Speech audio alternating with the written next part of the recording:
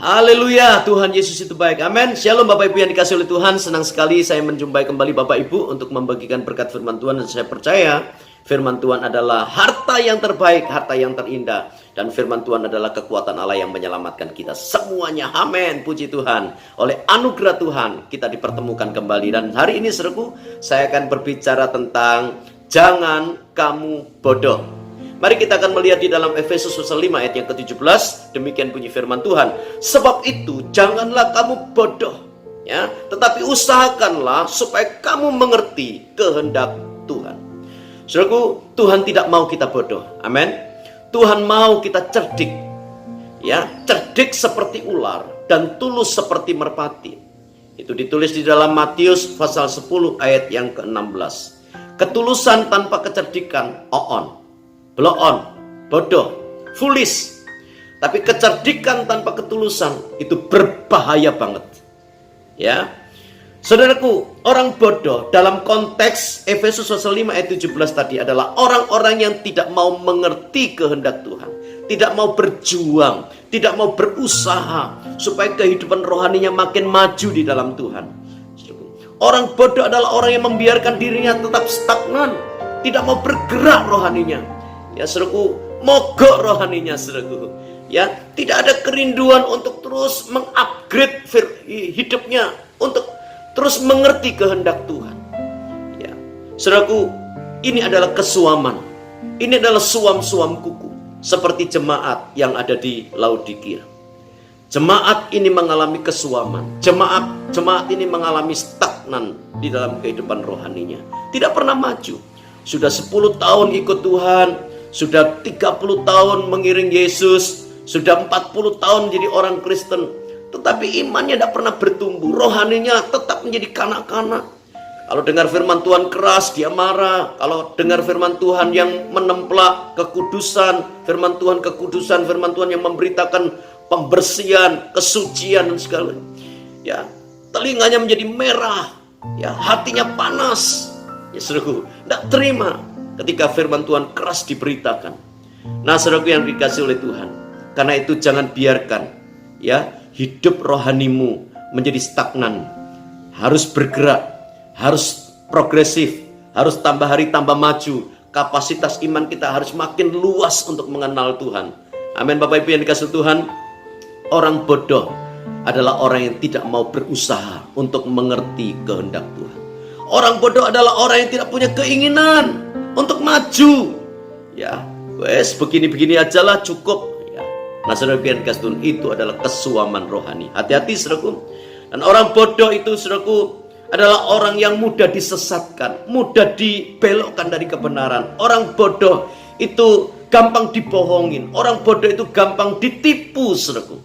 Dan saudaraku, yang berbahaya lagi adalah orang bodoh itu gampang diprovokasi, gampang dikomporin, gampang dipanas-panasin, saudaraku, gampang diadu domba. Lihat saja, saudaraku, peristiwa-peristiwa yang terjadi hari-hari ini, saudaraku.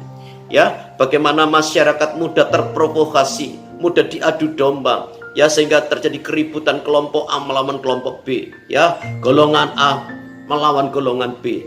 Nah, saudaraku, itu terjadi karena ada orang-orang bodoh yang tidak mau maju, saudaraku, yang tidak mau maju pikirannya, yang tidak mau mengupgrade dirinya untuk lebih maju lagi, tetapi membiarkan dirinya dalam kebodohan. Akibatnya gampang diadu domba, gampang diprovokasi. Saudaraku, mari kita akan sekarang belajar apa yang dikatakan oleh Alkitab tentang orang bodoh. Seperti apa sih orang bodoh yang dimaksud dalam Alkitab? Mari kita akan melihat, saudaraku, Amsal pasal 14 ayat yang ke-17. Amsal 14 ayat yang ke-17 berkata seperti ini. Siapa lekas naik darah, artinya mudah marah, emosional, gampang meledak-ledak, sensitif, cepat tersinggung, saudaraku, naik pitam, wabet gitu, saudaraku, ya, gampang marah, gampang tersinggung, gampang emosi, ya, saudaraku. Siapa lekas naik darah dikatakan berlaku bodoh. Tetapi orang yang bijaksana itu bersabar. Tuhan mau kita ini menjadi orang yang penyabar, karena kasih itu sabar. Kalau saudara memang punya kasih, maka saudara pasti bisa sabar, pasti bisa mengontrol diri, pasti bisa menguasai kehidupan ini. Ya, saudaraku, karena itu Alkitab mengatakan begini, ya, hendaklah kamu cepat untuk mendengar, tetapi lambat untuk berkata-kata. Artinya jangan mudah marah, jangan mudah untuk mengeluarkan perkataan-perkataan yang tidak baik. Ya, saudaraku. Cari dulu kebenarannya kalau memang ada persoalan. Cari dulu fakta-fakta, ya, kebenarannya.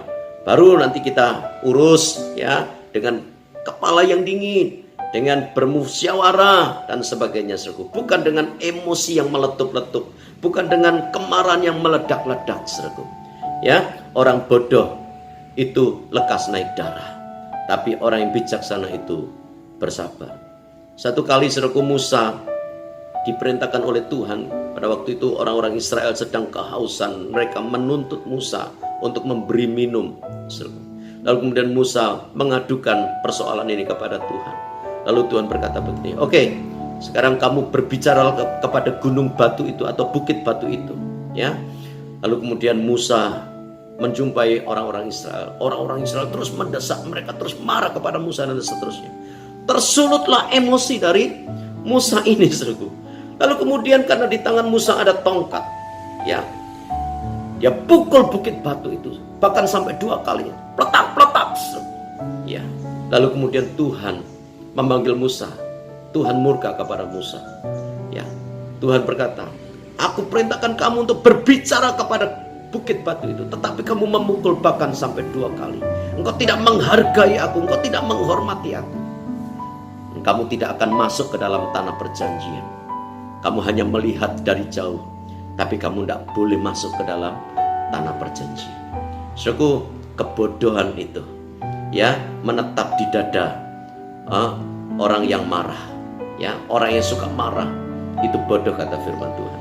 Tapi orang yang sabar itu bijaksana. Ya, saudaraku, berhenti dari kehidupan yang mudah tersulut, mudah marah, yang sensitif dan seterusnya. Pengkhotbah pasal 7 ayat yang ke-9 berkata bahwa kebodohan itu menetap di dada orang, kemarahan itu menetap di dada orang bodoh. Ya, saudaraku yang dikasihi oleh Tuhan, sekarang kita akan melihat di dalam Amsal pasal 14 ayat yang ke-9, ini kebodohan yang kedua, saudaraku, yang dimaksud oleh Alkitab, ayat yang ke-9 sekarang. Mari kita perhatikan, saudara. Orang bodoh mencemoohkan korban tebusan. Apa artinya mencemoohkan? Tidak menghargai, meremehkan, merendahkan. Ya, saudaraku, tidak menyambut penting yang namanya korban Kristus itu. Ya, tidak menghargai yang namanya pengorbanan Tuhan Yesus. Bukankah Yesus berani menderita? Dia mau mengambil semua resiko yang membahayakan dirinya sendiri. Ya, sampai dia harus mati di atas kayu salib Golgota. Dia tanggung semua derita, dia tanggung semua penghinaan, dia tanggung semua yang namanya sakit demi menyelamatkan saudara dan saya. Tubuhnya dibiarkan terpecah, terkoyak-koyak, dan darahnya dibiarkan tertumpah habis. Nah, saudaraku, bodoh sekali kalau kita tidak menghargai yang namanya korban Kristus. Korban Kristus itu agung dan mulia. Yesus yang tidak berdosa dibuatnya menjadi berdosa karena kita, supaya kita dibenarkan karena anugerahnya. Dia yang kaya rela menjadi miskin, agar oleh kemiskinannya kita diperkaya di dalam Tuhan. Nah, saudaraku, kalau orang tidak menghargai korban Kristus, jelas, saudaraku, itu adalah orang bodoh. Ya, bagaimana, saudaraku, orang yang tidak menghargai korban Kristus? Tetap dalam dosa. Ya, jadi orang Kristen tapi tidak pernah bertumbuh. Jadi orang Kristen tapi tetap melakukan kejahatan. Jadi orang Kristen tapi praktek sesuatu yang tidak berkenan kepada Tuhan. Tetap melakukan dosa. Sombong tetap sombong, munafik tetap munafik, egois tetap egois, ya, jahat tetap jahat, judes tetap judes, serakah tetap serakah. Ya, tombok togel tambah dadi jadi bandar togel. Nah, saudaraku yang dikasihi Tuhan, orang-orang yang mencemoohkan korban Kristus itu disebut bodoh. Nah, saudaraku, seharusnya kita sadar bahwa kalau Yesus memang sudah mati untuk saudara dan saya, kalau Yesus sudah berkorban sedemikian rupa untuk menyelamatkan kita dari murka Allah, dari hukuman yang mengerikan, dari neraka yang jahat dan mengerikan itu, bukankah seharusnya kita sadar dan berbenah diri, memperbaiki diri, membawa diri kita kepada kebenaran dan kekudusan, agar Tuhan senang dengan kehidupan kita. Saudaraku yang dikasihi oleh Tuhan, jangan mencemoohkan korban Kristus. Siapa yang menginjak-injak darah anak domba, kata surat Ibrani, baginya akan ada hukuman yang mengerikan. Saudaraku, ayo kita menjadi orang-orang yang berani untuk menghargai yang namanya korban Kristus yang agung dan mulia itu. Yang ketiga, saudaraku, Amsal pasal 14 ayat yang pertama. Dikatakan begini, perempuan yang bijak mendirikan rumahnya, tetapi yang bodoh meruntuhkannya dengan tangannya sendiri. Ya, ini bicara tentang perempuan semuanya, saudaraku. Ya, perempuan yang bijak mendirikan rumahnya, tetapi yang bodoh meruntuhkannya dengan tangannya sendiri. Ada orang yang sudah membangun keluarga sedemikian rupa, menikah ya dengan pasangan hidup.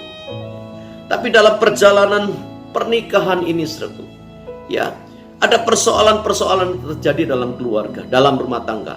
Dan saya rasa itu adalah hal yang biasa. Pernik-pernik rumah tangga bermasalah, pernik-pernik rumah tangga ada persoalan dan ada letupan-letupan kecil dalam rumah tangga. Ya sudah pasti, saudaraku, itu tidak bisa dihindari. Tapi bukan untuk meruntuhkan dengan tangannya sendiri rumah yang sudah dibangun. Ya, saudaraku, perempuan yang bijak itu mendirikan rumah. Orang bodoh meruntuhkan rumah itu dengan tangannya sendiri. Apa maksudnya ini, saudaraku? Mungkin ini kalimat yang menggelikan, menggelitik, saudaraku. Tetapi sesungguhnya ada banyak orang-orang Kristen juga justru meruntuhkan rumahnya sendiri. Dengan apa, saudaraku? Bermain api, bermain mata, kata Amsal pasal 10 ayat yang ke-10. Dengan mengedip-ngedipkan mata. Main mata, saudaraku.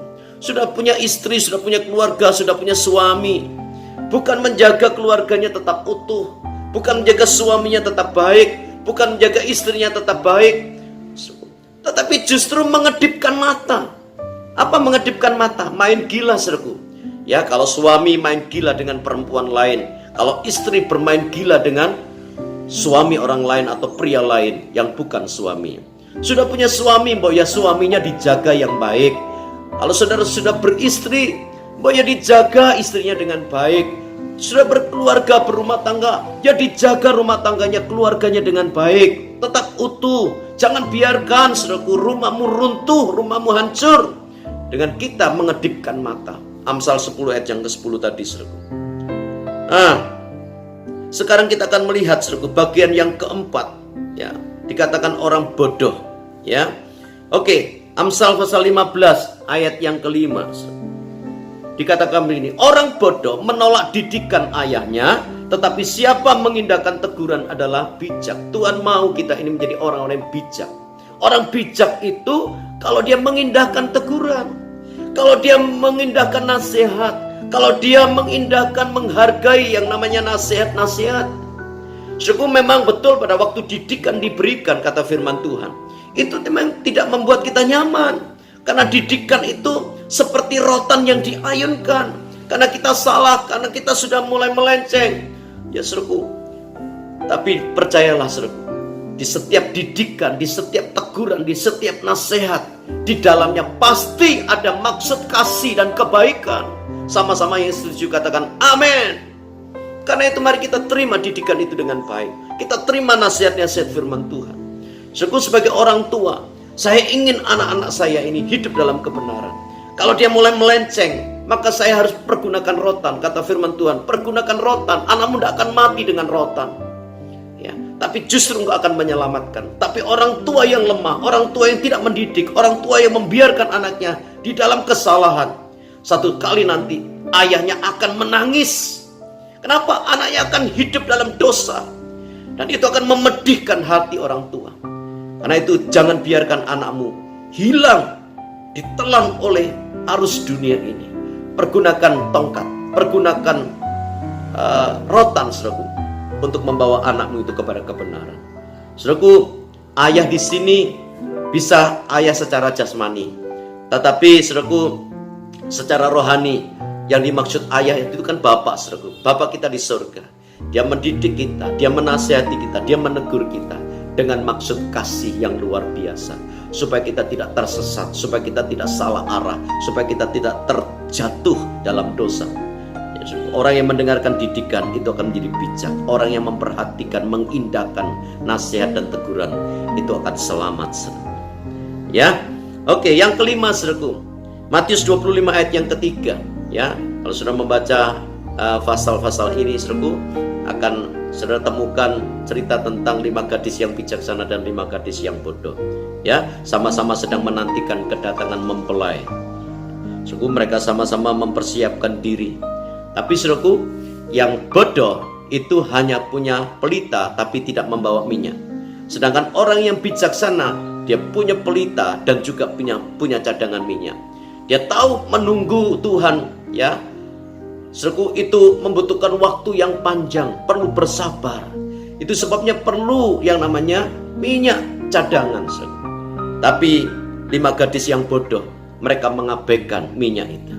Mereka yang penting punya pelita. Ya, buat apa susah-susah? Nah, saudaraku yang dikasih Tuhan, seringkali bukankah gereja atau anak-anak Tuhan, orang-orang Kristen, saudaraku, ya, berlaku bodoh seperti ini? Ya, tanpa minyak. Minyak bicara tentang Roh Kudus, saudaraku. Minyak bicara tentang urapan dari Roh Kudus. Minyak bicara tentang kepenuhan Roh Kudus. Kita perlu penuh Roh Kudus, saudaraku, ya, supaya kita tidak menjadi bodoh. Orang bodoh itu perbedaannya cuma satu. Tidak ada minyak di dalam hidupnya. Ya, saudaraku yang dikasih Tuhan, punya pelita, tidak punya minyak, itu berbahaya.